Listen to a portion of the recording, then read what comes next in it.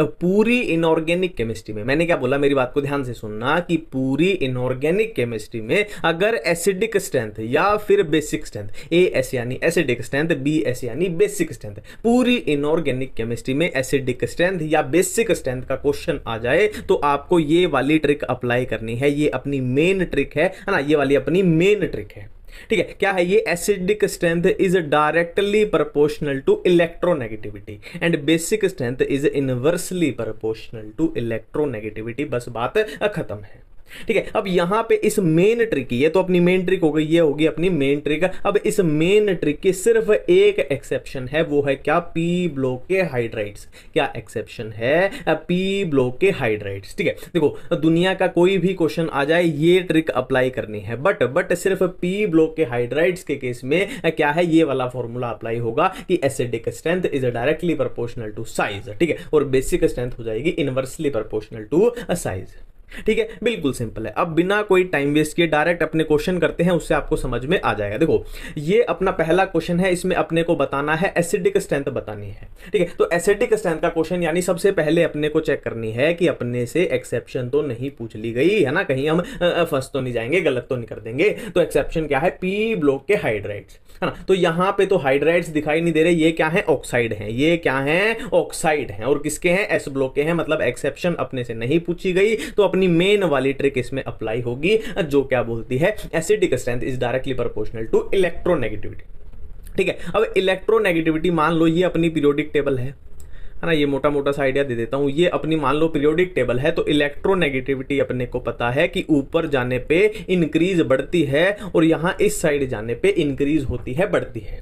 ठीक है, ऊपर जाने पे बढ़ती है। अब यहां पे देख लो अपने को कौन से दिए हुए हैं? बेरिलियम है, मैग्नीशियम है, कैल्शियम है ना। मतलब क्या है? इलेक्ट्रोनेगेटिविटी की बात करें तो इलेक्ट्रोनेगेटिविटी इसकी क्या होगी? सबसे ज्यादा होगी। और इलेक्ट्रोनेगेटिविटी कैल्शियम की क्या होगी? सबसे कम होगी। देखो ऑक्सीजन तो अपने को देखना ही नहीं है ना, क्योंकि ये तो कॉमन है। तो इलेक्ट्रोनेगेटिविटी इसकी सबसे कम है, तो जिसकी इलेक्ट्रोनेगेटिविटी सबसे ज्यादा है उसकी एसिडिक स्ट्रेंथ भी सबसे ज्यादा है। तो सिंपल तरीके से ऑर्डर बन जाएगा। सिंपल है। नेक्स्ट क्वेश्चन आता है अपना बेसिक स्ट्रेंथ का क्वेश्चन पूछ लिया गया है ना। तो क्या है? एसिडिक स्ट्रेंथ या फिर बेसिक स्ट्रेंथ का पूरी दुनिया में नहीं, इनऑर्गेनिक केमिस्ट्री में, इनऑर्गेनिक केमिस्ट्री में अगर अपने से क्वेश्चन पूछ लिया जाए तो सबसे पहले एक्सेप्शन चेक करनी है कि पी ब्लॉक के हाइड्राइड्स तो नहीं पूछ लिया ना, कहीं वो हमें फंसाना तो नहीं चाहते, है ना। तो देख लो ये हाइड्राइड बिल्कुल भी नहीं है, ये क्या है? हाइड्रोक्साइड है। ये क्या है? हाइड्रोक्साइड है। और किसके हैं? एस ब्लॉक के हैं। एस ब्लॉक है ना, lithium sodium potassium, S block के हाइड्रोक्साइड है। मतलब क्या है? अपनी एक्सेप्शन का क्वेश्चन ये नहीं है, तो अपनी उठा के मेन ट्रिक अप्लाई कर दो। तो मेन ट्रिक क्या बोलती है? इसमें अपने से पूछा है बेसिक स्ट्रेंथ, कि basic strength is inversely proportional to electronegativity. मतलब क्या है? इलेक्ट्रोनेगेटिविटी जितनी कम होगी बेसिक स्ट्रेंथ उतनी ज्यादा होगी। ठीक है, अब वही पीरियोडिक टेबल के बेस पे देखो, ये अपना पीरियोडिक टेबल पे बेस पे क्या है? ऊपर की तरफ जाते हैं तो इलेक्ट्रोनेगेटिविटी बढ़ती है, इंक्रीज होती है। मतलब लिथियम की इलेक्ट्रोनेगेटिविटी सबसे ज्यादा होगी और पोटेशियम की इसमें इलेक्ट्रोनेगेटिविटी सबसे कम होगी। तो जिसकी इलेक्ट्रोनेगेटिविटी कम होगी उसकी बेसिक स्ट्रेंथ ज्यादा होगी, है ना। एसिडिक के तो डायरेक्टली है ना, बेसिक के क्या है? इनवर्सली प्रोपोर्शनल है ना। तो ये इसकी बेसिक स्ट्रेंथ सबसे ज्यादा हो जाएगी और ये ऐसे ऑर्डर बन जाएगा। हाँ, इलेक्ट्रोनेगेटिविटी ज्यादा यानी बेसिक स्ट्रेंथ कम। एसिडिक का होता तो ऑपोजिट होता ना, सिंपल सी बात है।